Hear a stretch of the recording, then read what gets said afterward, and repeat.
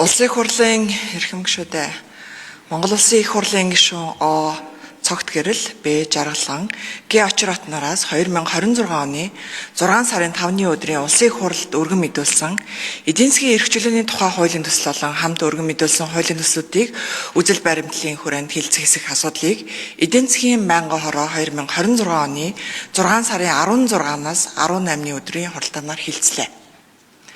Хууль санаачлагч эдийн засгийн суурь эрх чөлөөг хамгаалах, төрөөс эдийн засгийг зохицуулах үйл ажиллагааны зорилго, хэлбэр, хязгаарыг тодорхой болгох, эдийн засгийн харилцаанд эрх зүйг тогтвортой, урьдчилан таамаглах боломжтой орчныг бүрдүүлэх, төр болон хувийн хвшлийн харилцаанд хариуцлага ил тод байдлыг бэхжүүлэх зорилгоор эдийн засгийн эрх чөлөөний тухай хуулийн төслийг боловсруулсан байна.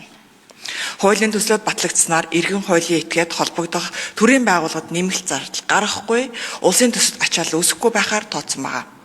Хуулийн төслийг парламент цахим хуудасд байршуулж, иргэд олон нийтийн саналыг авч байгаална.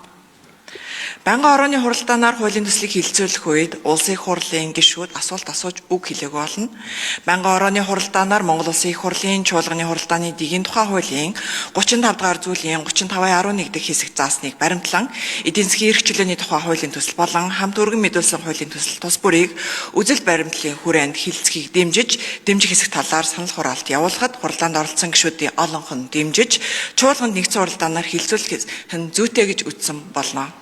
Улсын их хурлын эрхэм гишүүдээ эдийн засгийн эрх чөлөөний тухай хуулийн төсөл болон хамт өргөн мэдүүлсэн хууль тогтоомжийн тухай хуульд нэмэлт өөрчлөлт оруулах тухай, өрсөлдөөний тухай хуульд өөрчлөлт оруулах тухай, зөвшөөрлийн тухай хуульд өөрчлөлт оруулах тухай, хуулийн төсөлтийн хилцүүлгийг явуулсан талаарх эдийн засгийн байнгын хорооны санал дүгнэлтийг хэлэлцэн шийдвэрлэж өгөхийг хүсье.